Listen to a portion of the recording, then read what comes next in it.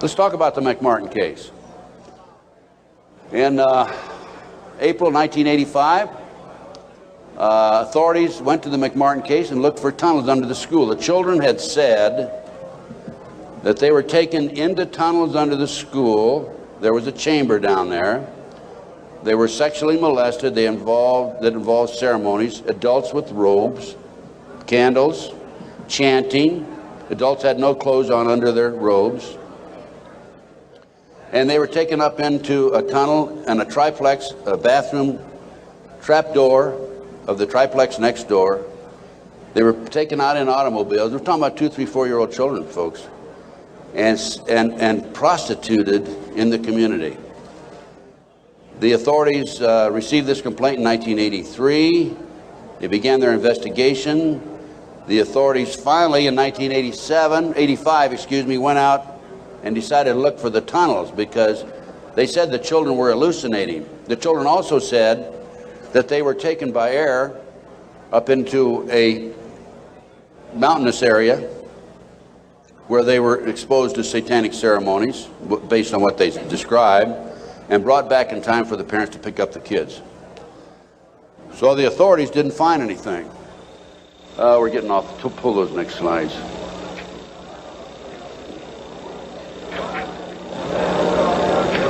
Well, I'll tell you what, in the spring of 1993, I heard that the property of the McMartin School had been sold from the McMartin family to the defense attorney, actually given to him.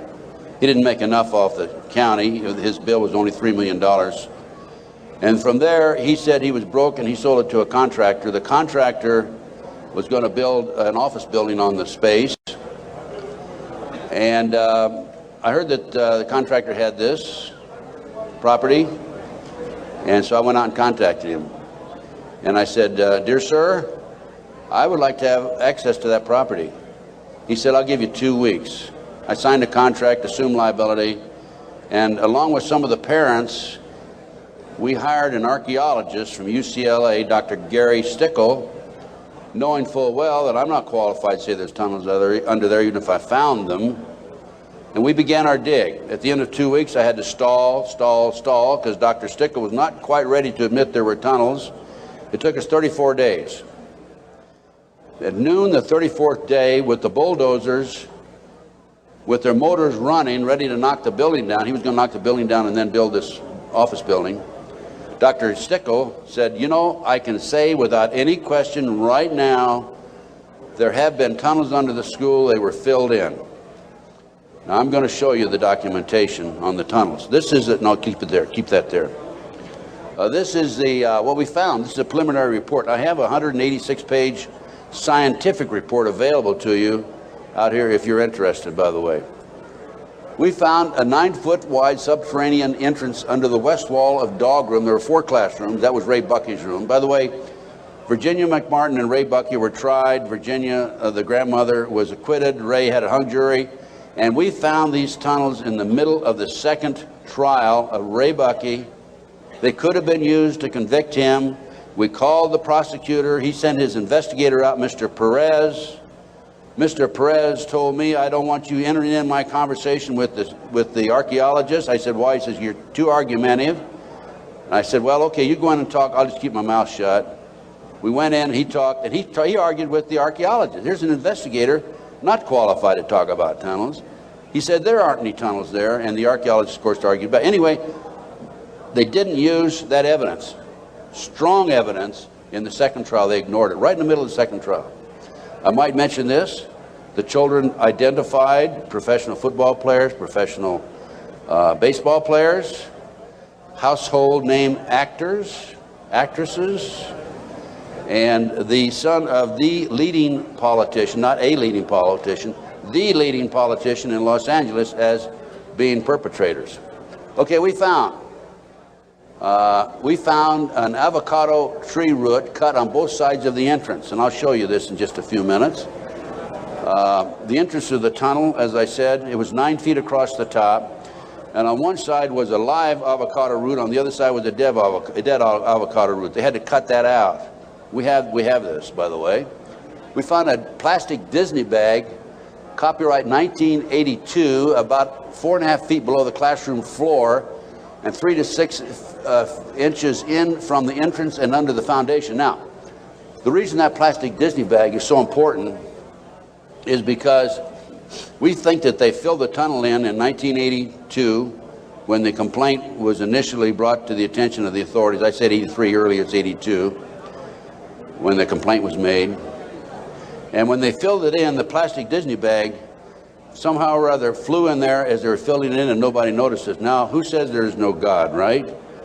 What documentation, fantastic documentation, that tunnel, the entrance to that tunnel, this is right at the entrance, was filled in 1982 or sometime subsequent to 1982. Mr. Ken Lanning, the outstanding, know-it-all FBI expert, behavioral science, says that I took that garbage bag in 1993 out of a trash can and placed it there, that I planted evidence. Of course, Mr. Lanning says there's no organized satanic movement in this country today. There's only a few dabblers here and there. Thank you, sir. We have another 3 hours to go. Okay, can you hang in there? Okay, the tunnel proceeded south, then 45 feet through classroom 4 and 3 and north, then 10 feet within the classroom 4. The tunnels were 30 inches wide, 44 to 46 inches deep, with the top of the tunnel 30 inches under the classroom floor. The children were able to walk through it. We're talking about young kids now, right? The adults had to stoop down and walk through it, but they could do it. The tunnels were built in kind of a triangular, or I should say a semicircle type, so that they had natural support, I guess. These people know everything. They're brilliant. The footing between classroom 3 and 4 was arched, where the tunnel passed underneath it, and 12 inches shorter in depth at this location than the same footing 12 feet to the north. I'll show you that in just a minute.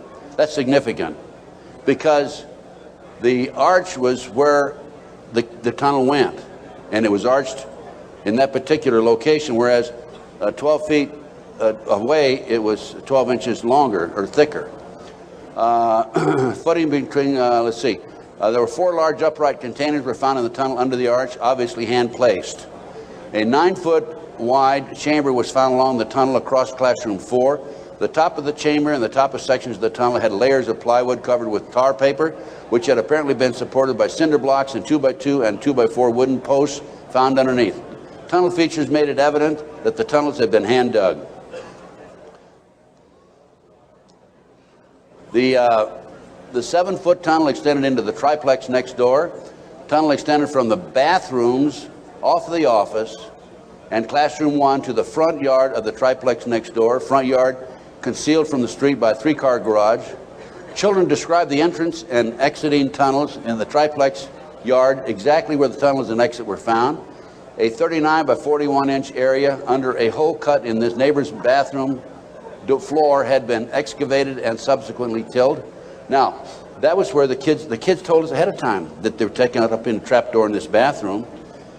And there was a crawl space in the house about like this, and we got one of our skinny archaeologists to go in there, take pictures. The bathtub protruded underneath the floor of the bathroom. There was a bathroom in the back of the same building in another apartment. It did not protrude there. This was the space we're talking about, 39 by 41 inches. Just enough room for a kid to come up and be taken out. Other significant facts: small white plastic plate with 3 pentagrams, hand-drawn on the top of the light green paint, was found by the archaeologists. Pentagrams were hand-drawn by an adult and not part of the manufacturer's design. Many other artifacts were found whose analysis will be released upon completion of the test. The analysis has been released. That's the scientific report I told you about. No doorknobs were on classroom 3, only a deadbolt lock. Each classroom had an on and off switch which was labeled fire alarm. The system did not connect to the fire station but was used as an alert within the school if somebody came around. More than 2,000 artifacts were found under the school floor, including over 100 animal bones. Due to the constraints and time constraints and so forth, we had to discontinue the process on noon the 34th day. By the way, this cost us, a lot of people donated their time. It still cost us money. cost us between $55,000 and $60,000. I personally put in $17,000, which I ended up, in many instances, paying over a long-term period payment plan. This is a floor plan of the whole lot. There is, right there, the building itself. This is the entrance, the concrete slab, a vacant lot there. This is a yard. And here's the avocado tree we're talking about. And here's the entrance right there.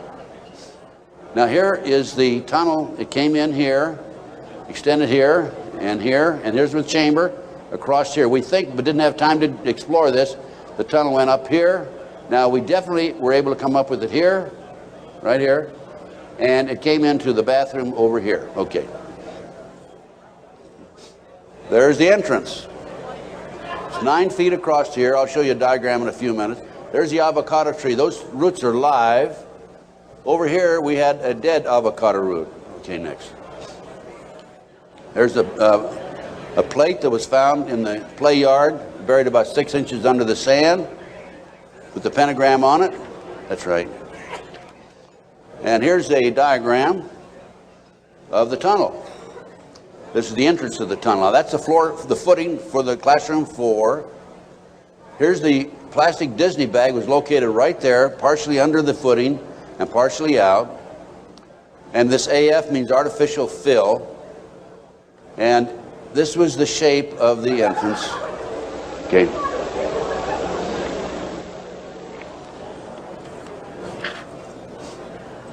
Here's your diagram. These are your drawings. Artificial fill. Here's the avocado root there. Here's the dead root over there. Distance 120 or 21 inches below and 14 inches below the footing. There's the avocado root there, live avocado root. And these are all diagrams by the archaeologists. Good documentation. There are the roots themselves. That shows you the size, 2 centimeters. Next. There's the plastic Disney bag. Turn it over. There's the plastic Disney bag. Disney, classroom 82, 83. Sandwich bag. It was a sandwich bag. This shows the arch of the tunnel. Now, the school was built in 1966, which means the foundation was laid then. And here's your arch. And this is from classroom 4 here into classroom 3 over here. And it was 12 inches higher over to the left. Go ahead. There's yours truly looking up. This was in classroom 4, as I recall. And this is where the tunnel extended, right along here. Now, the reason the tunnel's been filled in, you have to understand that. And the reason the archaeologists could say that they were filled in is because the texture of the dirt that had been filled in was different than the natural texture. Okay. Just turn it off for a minute.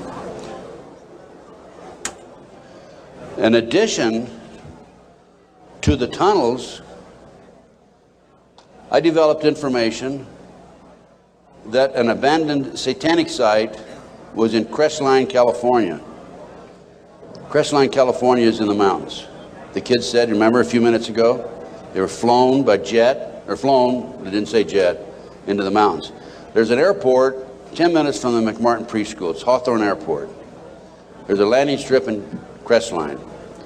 I heard about this abandoned satanic site, and I went up to the site, took pictures. And this is what by the way, before I go on with this, I called the prosecutor in the McMartin case. And I told her, hey, I think I know where the children were taken. If they weren't, it's certainly worth looking at. And I will be glad to make this information available to you. And if you want to have the children go up and look at this abandoned satanic site, we can. She said, we're not interested. They weren't interested in hardcore evidence, the tunnel. They weren't interested in this abandoned satanic site. Go ahead. This is what we found. 666, one of the satanic signs. That's a stone on the site. The house had been up here. The day after the McMartin case broke in the news, the house burned to the ground. And And it was here. The street's on the other side of the hill. You cannot see the site, this area down in here, from the street. You have to go in, would have to go in through the house and come down. And this, you can see it's quite elaborate. There's my associate, Judy Hansen, who works with me in LA. And next. This is looking at the opposite direction of the picture we just took. And you can see there's San Bernardino down in there. And you can see that on the side of a mountain like that, nobody's going to find it unless you fly over with a helicopter. That's probably an altar, flattened stone. Also an altar, another altar that had been broken. This is, of course, you recognize the star. Now, this is a satanic symbol. Put the next one up. Hold the first one. There it is right there. Put the first one back on. Now overlay them. Turn it around that way. Okay, any question about that, folks? No. Now let's read what that says.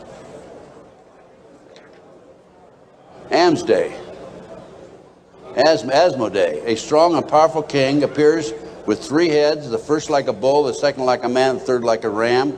He has a serpent's tail, the webbed feet of a goose, and he vomits fire.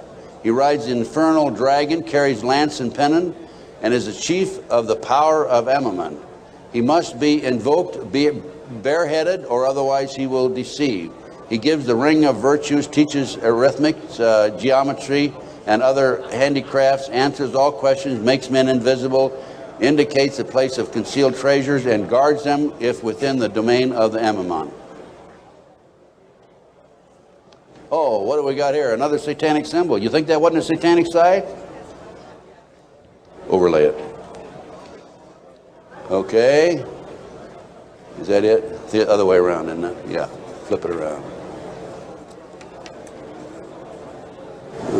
Okay, there you go. Okay, now let's read what that sign means.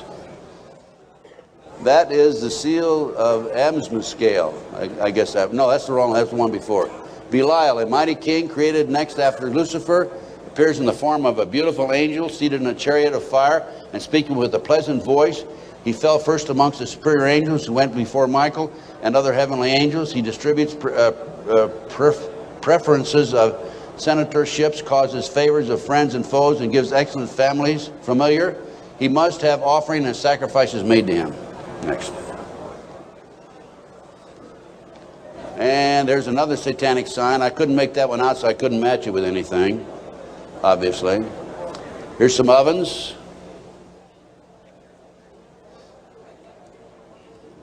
That was a large circle with a number of signs in it, a lot of writing. We couldn't get up high enough that we could take a good picture of it. Next. And let's put that back a minute. That's another case. Okay, nothing came of that.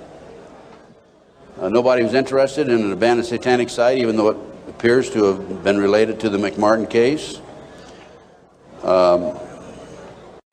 I have to say that I was very disappointed. We gather this evidence privately. The police don't have the capability of doing so. Too many high-pressure people involved. Too many prominent individuals involved. So that's just an overview of the McMartin case, folks. No question in my mind that it was a satanic operation. And Dr. Roland Summit, UCLA psychiatrist, says, who's done a lot of research in this field also, that there are 50 other preschools in the country where the kids have talked about going down into tunnels.